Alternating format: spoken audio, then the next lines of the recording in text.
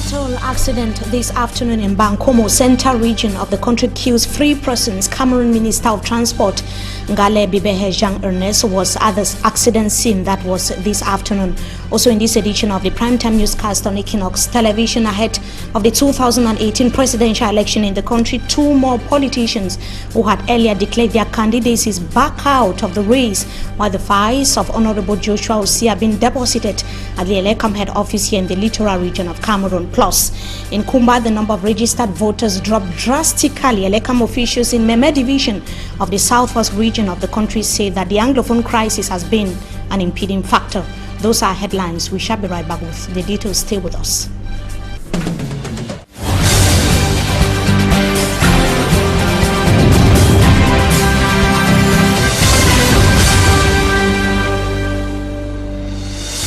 Good evening to you, ladies and gentlemen. We thank you so much for joining us in this edition of the news on Equinox television. We begin right on a rather sad note to talk about this fatal road accident which took place just few hours ago along the national road number 3 along the Douala-Yaoundé highway, precisely in Bankomo. Those are the images of the incident which took place shortly after the downpour of this afternoon. 3 persons are said to have died, several others injured in the incident which occurred this afternoon. An interurban bus tumbled in Bankomo, just situated few kilometers away from Yaoundé. The road was slippery following the downpour. As I indicated, the Transport Minister Ngale Bibehe Jean Ernest went to the scene to take stock of the situation. The incident left many in shock and it equally paralyzed circulation for several hours.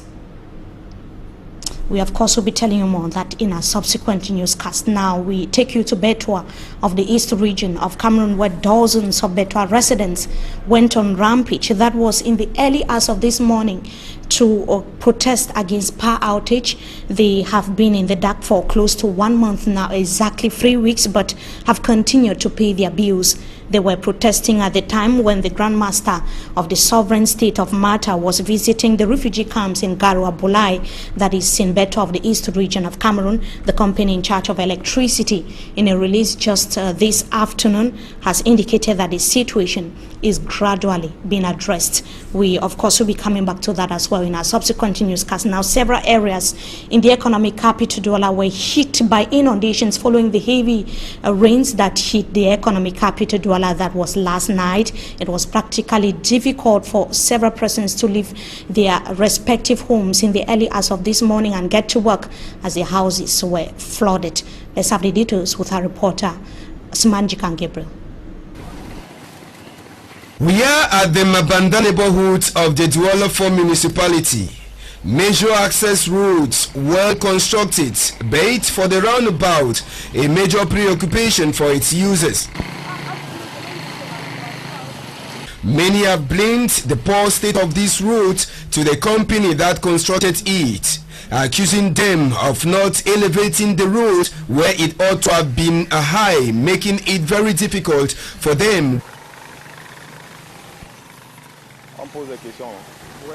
From the Mabanda neighborhood to the east entrance into the town of Douala, precisely at Carrefour Ngodi Bakoko in the village neighborhood of the Douala 3 council area.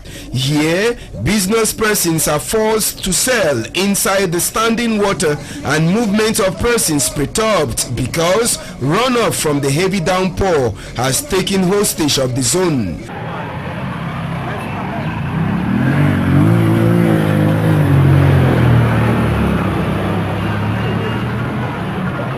The inhabitants of the area also blame the company that constructed the road for causing the population to suffer, as they have the drainage and also the haphazard disposal of waste along the road. The death, they believe, has also had a negative impact on the runoff that was expected to move freely. In all, Douala on Wednesday was a little bit tough, as many inhabitants had to move barefooted in water.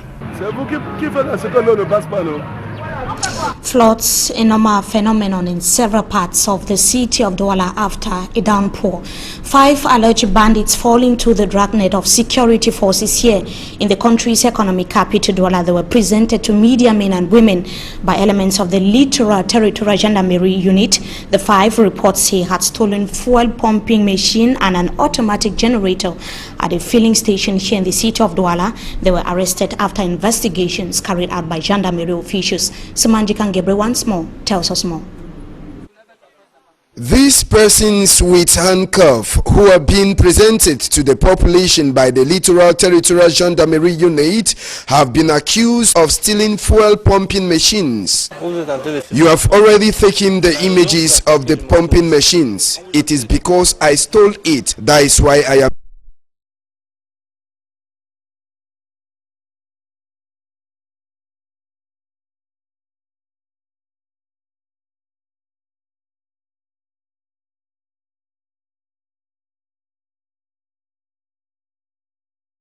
They asked if I could get a mechanic to recycle before they are being sold, and I asked him to bring out the old ones so we could get the spoiled parts.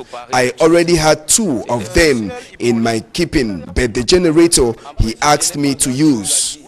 Unfortunately, there have never been a plan by the firm to sell the pumping machine, and since it was a black market deal, several buyers had presented themselves. They called me and gave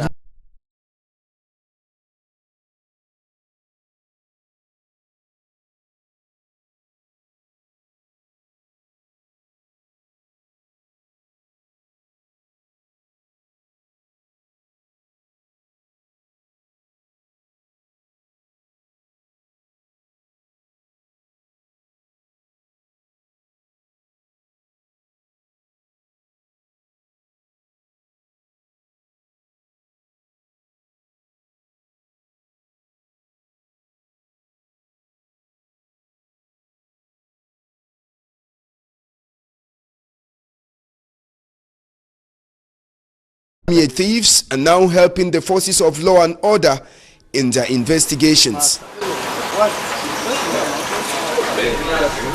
And as we said in the start of this edition of the primetime newscast on Equinox Television, other candidates who declared their intention to run for the 2018 presidential election in Cameroon have simply backed out of the race. The president of Believe in Cameroon, Bernard Njongang, backs out of the race as well. The activist said that he cannot be taking part in an election in a country where 2.6 million Cameroonians from the 4 regions of the country are facing socio-political crisis, unemployment, and their standard of living extremely low. Hilaire Kamga of Ofro Orange has equally said that he would not be taking part in the presidential race in Cameroon this 2018. It should be noted that both politicians had declared their intentions to run for post of president in the country. Was a similar situation yesterday for one of the suspended members of the Manidem political party, Anisette Ekane. Meantime, Chantal Twilo of Debout, Le Cameroon, has simply deposited his file in the nation's capital, Yaoundé, at the Elekam head office. It is a similar atmosphere here in the country's economic capital, Douala, where dozens of supporters of the principal opposition political party are currently depositing the files of Honorable Joshua Osi, who is the flag bearer of the Social Democratic Front Party. And it should be noted as well that the delegation is being led by the chairman of the Social Democratic Front, Nijon Frundi. We, of course, will be telling you more on that in a subsequent newscast. Now, the number of eligible voters registered on the electoral list in Kumba, southwest region of the country, has dropped drastically. The facts and figures were confirmed by Elekam officials in Meme division of the southwest region of Cameroon recently. Elekam officials have simply attributed the situation to the current Anglophone crisis. Details with Fomi Sanda in the following report. Following the convening of the 2018 presidential polls by the president on October 7, the acting Elekam head in Meme, Bettina Jackson, has urged all stakeholders to put their hands on deck to see a peaceful, smooth and successful organization of the election. All of us should play our part. The political parties, the administration, the security, if we play our part, everybody will be okay. The civil society. Yes, that is the message I will send to the public, that each one of us should play his or her role for us to conduct a peaceful, smooth election. The Meme Elekam boss stated that they are busy with the distribution of voters' cards to potential voters as the convening of polls put an end to the Elekam registration. Bettina Jackson revealed that as a result of the ongoing crisis in the northwest and southwest regions, threat from unknown person on Elekam officials have made the division to only register 1,156 potential voters. Yes, as per the 9th of this July, when the electorate was being convened, Meme division has registered 1,156 potential electors. And with the aspect of cards, we had distributed 1,723 voters' cards. The convening of the presidential election is coming at a time when hundreds of potential voters are living as internally displaced persons in bushes, with several others fleeing to other regions for safety. And on to something else, as sporadic gunshots continue in Kumba of the southwest region of Cameroon, dozens are packing out of town to other safer localities. The senior divisional officer for Meme has, however, assured the population of their safety. According to Ntundong Chamberlain, the people should not heed to threats by abandoning their houses. He was speaking to our correspondents in Kumba, Obolinus and Obetran. Let's hear him in the following excerpt. Population receive, I don't know how to call it, instruction from those boys to leave the houses if to avoid any attack from them. Let me seize this opportunity to reassure the population of Meme Division that the state is taking appropriate measures to secure themselves. Those who are doing this kind of thing are those who refuse to work, and they want just to seize their property after they left behind what they have worked since 20, 25 or 35 years. That is the senior divisional officer for Meme Division of the southwest region of Cameroon, Ntundong Chamberlain, was speaking about the situation of fleeing English-speaking Cameroonians from that town. It is a similar situation in Kumbo division of the northwest region of Cameroon. Now we talk about the Tombel roundabout in Lum of the Mongo division of Cameroon, or rather the Tombel roundabout that is situated in Lum of the Mongo division of Cameroon, that has become a center of urban disorder. Traders are stationed on highway with risks of frequent accidents. Our reporter Mfomi Armstrong Sander tells us more in the following report. Two traders paid the ultimate price on this road junction few days ago when a truck driver lost control of his vehicle and emptied its content on the traders who were selling along the road. The two died on the spot while another severely wounded was rushed to the hospital. Locals say the accident would have killed so many people if it occurred during the day, a period when most people do business here. It's good for him, so we've been for daytime. If the accident took place during the day, 100 persons would have been killed. It would take like 100 people there because more. They're lucky that day. Fortunately, most of the women present on that day went towards a station bus to sell. The number of hawkers in Carrefour Tombel of Lum in the Mongo division have increased with the presence of so many holiday makers. They say they are aware of the risk and dangers of hawking along the highway. Fear plenty. We are scared because the accident could repeat itself again, but we don't have a choice. We do not know where to go. If we stay at home, our children will die of hunger. Again, they will die hungry. Hawkers on this stretch of the highway in Lum, Mongo division of the littoral region revealed that they make much money by selling to travelers along the national road. Hence, they are not ready to leave the road, at least not now. And it is a similar situation in some parts of the country's economic capital, Douala, where hawking on the streets and in markets as means to get revenue for holiday makers is a common practice, especially during this period of the holidays. A good number have said that they are simply preparing for back to school, but how secured is the practice? Our reporter Franklin Mwabe visited the Mbopian Central Markets in the city of Douala now tells us more in the following report. It is the long vacation holiday in Cameroon. It is a period where children get a break from academic activities to engage into extracurricular activities to revamp and refresh their memories. It is also a time when children assist their parents at home, in the farm and at the market. At the Mbopi Central Market in Douala, children are seen on the streets hawking. Some sell water, others sell balls, some sell fruits, and others assist their parents to sell in market shades. What could be the reason why these children hawk even under precarious conditions? I sell water to assist my mother to pay for my school fees and needs. I sell balls to help pay for my school fees, and I also sell to assist my mother. These children brave the risk and fear of being kidnapped, harassed, or getting lost every day.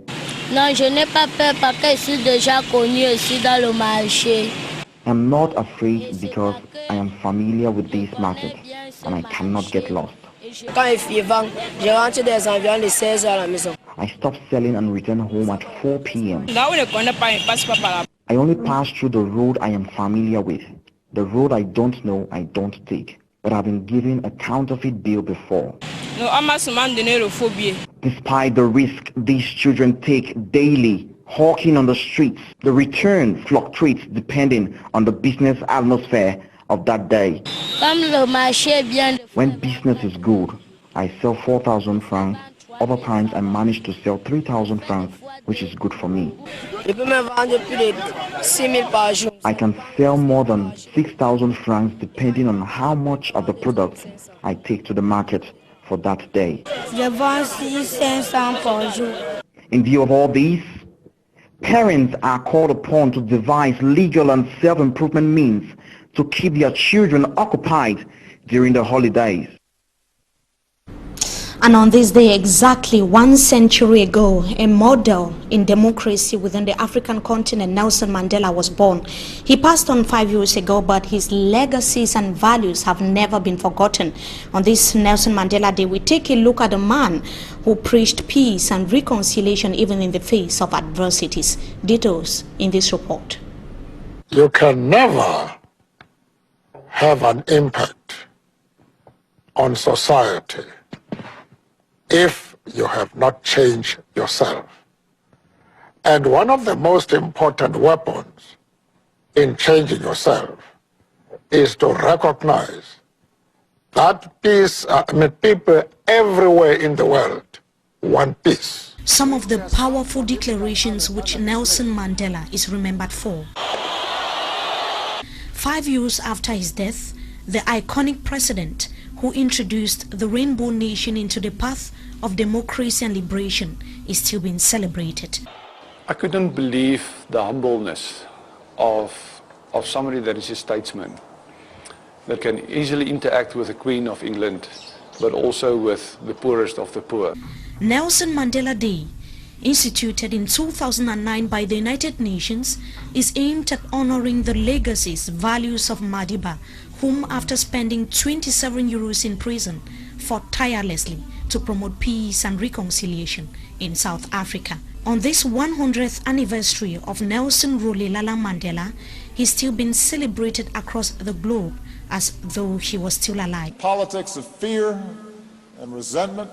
On the Nelson Mandela Day, Barack Obama, the former president of the United States, re-echoed some of the key values preached and practiced by the anti-apartheid icon, which to him are worth emulating. Nelson Mandela, who died on the 5th of December 2013, served as president of South Africa from 1994 to 1999 after his release from prison in the year 1990. Realize And that brings us to the end of this edition of the Primetime Newscast on Equinox Television. Viewers, so thank you so much for joining us as usual. Wishing you a blessed stay in the company of our programs. Until we meet again, goodbye.